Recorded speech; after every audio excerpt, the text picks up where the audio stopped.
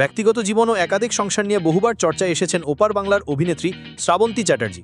মাস তিনেক আগে স্বামী রোশন সিংয়ের সঙ্গে বিচ্ছেদ ঘটে অভিনেত্রীর। এখন নতুন খবর, এর 3 মাসের মাথায় নতুন সংসার বুনতে যাচ্ছেন শ্রাবন্তীর এই প্রাক্তন স্বামী। ভারতীয় গণমাধ্যমের খবর, বেশ কিছুদিন ধরেই বাঙালি কন্যার সঙ্গে রোশন সম্পর্কে ছিলেন, তার সঙ্গেই পড়লেন 7 পাকে বাঁধা। রোশন নিজেই একথা ঘোষণা করেছিলেন সোশ্যাল মিডিয়ায়। রোশনের সেই প্রেমিকার নাম অনামিকা মৈত্র। সম্পর্কের আনুষ্ঠানিক ঘোষণার পর একটি বিয়ের কার্ড শেয়ার করেন শ্রাবন্তীর প্রাক্তন। দেখা যায় গত 28 জুলাই ছিল তাদের বিয়ের তারিখ।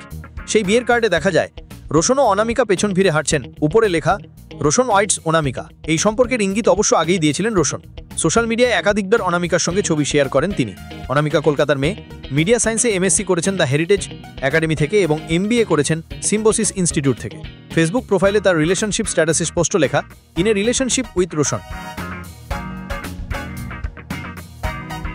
এদিকে গত এপ্রিল মাসে আদালত শ্রাবন্তী ও রোশনের বিচ্ছেদে আইনি সিলমোহর দেয়। 2019 সালে পাঞ্জাবি মতে চণ্ডীগড়ে গোপনে বিয়ে করেছিলেন এই জুটি। তবে 1 বছর পর থেকে সম্পর্কের টানাপোড়েন শুরু হয়। শেষ পর্যন্ত চলতি বছরই তাদের পথ আলাদা হয়ে যায়।